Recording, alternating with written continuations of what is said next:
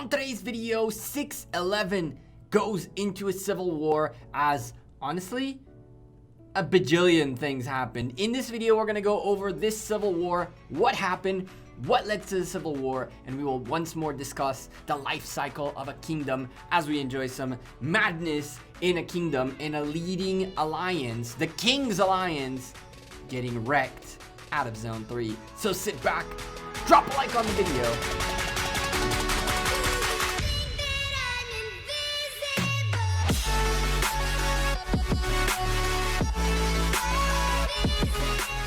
Hey there YouTube, welcome back to Gekko Gaming.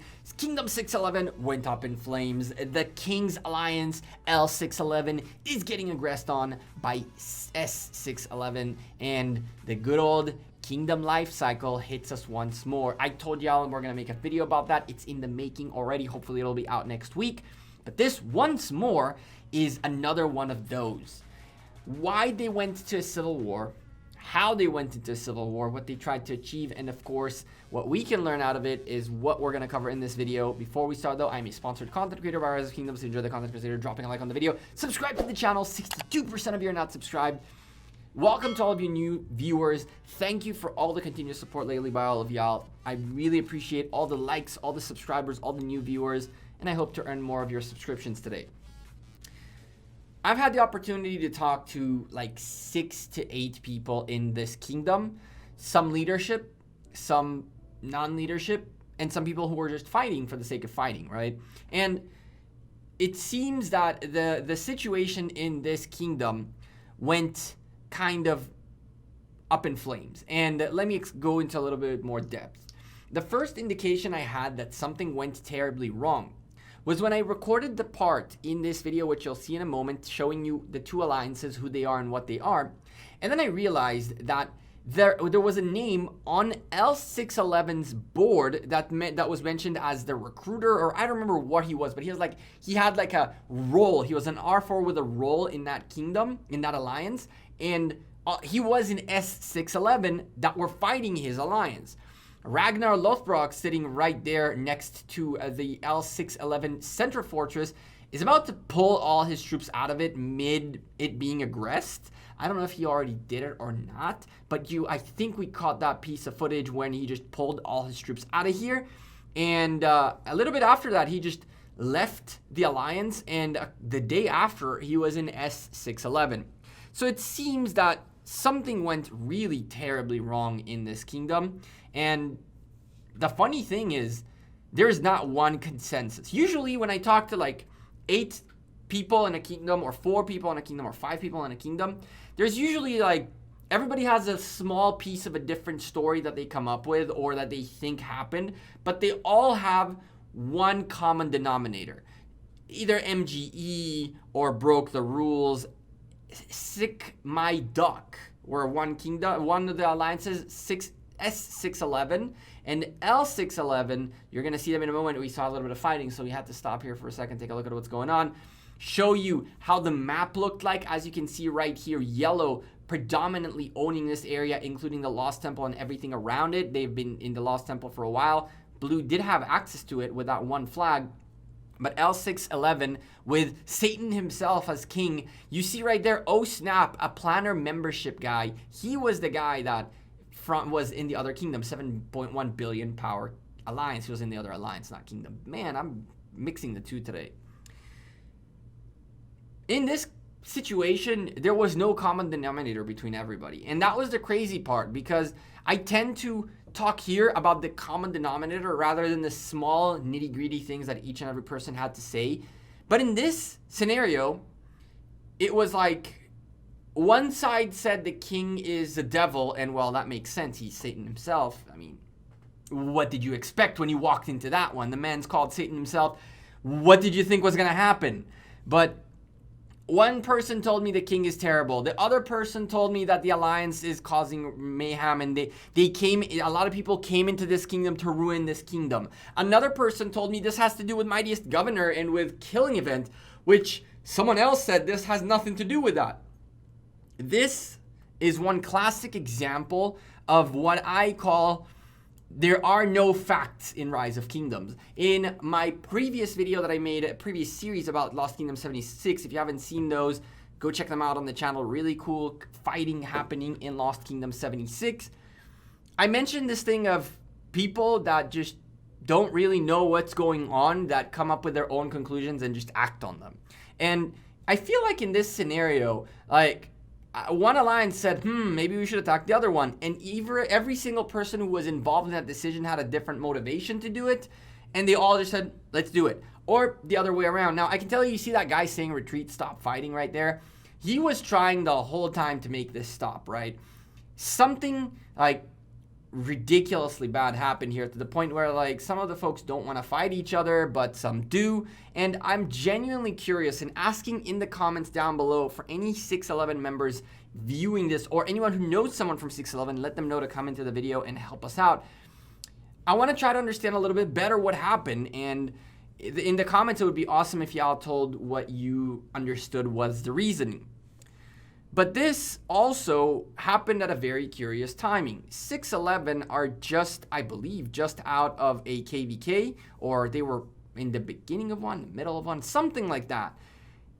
This was not their first KVK, let's put it this way.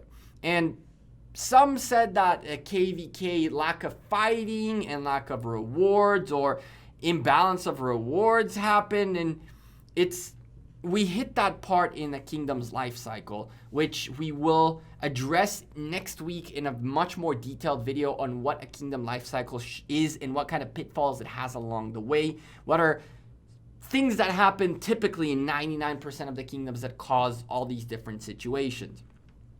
But the times between KVKs are really, really the tough ones. The reason for that is boredom and a little bit of resentment by the folks in the kingdom that got the lesser rewards. Now, there's no way to put this gently. There are not enough rewards for the whole kingdom if you win KVK. There are enough for 1, 2, 3 alliances. You can maybe squeeze a 4th one for a little bit of like consolation rewards. But realistically, more often than not, 1 or 2 king alliances get the majority of rewards. And so folks tend to build a little bit of resentment out of it. And to an extent, this happens because alliances in kingdoms tend to not evaluate the members within their kingdom and within their alliance and whether or not they are deserving of said reward. And that tends to cause a little bit of friction in there. Now, in this case, I've heard a lot of things, of negative things about the king. I've also heard a lot of negative things about the S guys, that they came in to ruin the kingdom and that they recruited a big group of people and all that stuff. Now, truly, I'm not even gonna try to pretend like I know what's going on, because there was really no like one thread that everybody went down through while doing their own little tangents, right? And so I'm really curious to know what happened here. The matter of the fact can straight up be like, we don't agree with what the king's decisions are. The king isn't giving us enough input and we want more input, and therefore we'll civil war it out. That is something that does happen. It is something that realistically does happen. I don't know whether that's something that happened in here, but because I don't only just want to say, I don't know, and I do want you to get something out of this video that will help you ensure not to fall into one of these pitfalls, let's talk about what you do in between KVKs. In between KVKs is the time that you don't only rebuild your accounts from KVK. It's also the time where you should be considering restructuring your kingdom consistently. And this is not only in one KVK, but every single KVK doing some restructuring. The matter of the fact is, in majority of the kingdoms, there is a leading alliance, which is the one that spends the most, the one that really everybody wants to be in, the leading alliance. And then there's always like a secondary and a tertiary alliance in that manner. Now, folks who are in the main alliance sometimes tend to think that they haven't earned, but they deserve their spot in there because they've been there from the beginning, kind of thing. If there's one thing that I would recommend to you all to consider, is you should have a situation in which something like 20% of your alliance gets downgraded and 20% of your non-top alliance from the kingdom get upgraded. Now, 20% might seem a lot. That's 30 members out of 150. That is true. However, if you have two other alliances that are fairly good, that have another 150 people each, 10% and 10% from each, for example, or something of that sort, consistently ensures that folks realize that they have to pull their weight in order to maintain themselves in the top alliance. And pulling your weight doesn't mean, get the kills or all that stuff, right? It can be a matter of how invested you were in the fight and how much you were willing to sacrifice of your own to go against whatever you went up against. I'll give you an example. I believe, and I'm not saying this because I know, I believe that because I was the guy who said, screw it, I'll expertise Artemisia, screw it, I'll help out in the garrison, I think that that's what earned me the spot last KVK with Kingdom 59 to remain in JWM essentially throughout the KVK. We didn't do that much fighting. When we fought, I was there, but realistically, I joined a few rallies. I joined as many rallies as I could. I defended as many flags as I could. But it's not like I picked up like a million kills and a million deaths and like 10 million kills, right? Or 50 million kills. I didn't have that big of an impact per se in the numbers, but the fact that when we needed, I was there, and when I could, I dropped 690 sculptures to be able to help our alliance hold whatever we were holding at the time, which was a level 8 pass. I feel like that's what earned me my spot. And so I wasn't as big of a contributor in terms of the kill deaths as someone like, I don't know, Box, who got a ton of kills and rallied and led rallies and defended and did all that. But I did show enough of a self-sacrifice for the alliance at that time. You should consider, in between KVKs, to restructure your alliances and to come up with actual expectations of people. I promised you at least 10% of your alliance is replaceable every KVK.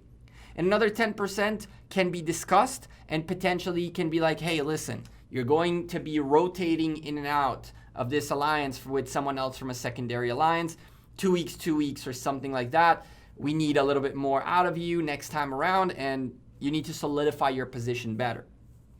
So in a kingdom's life cycle, in between KVKs is the time where you can get some rising stars, the recognition they deserve, and the return on investment, quote unquote, of allowing them to be in the big alliance, to get more rewards, to get more speed ups, to have easier access to titles and all that stuff.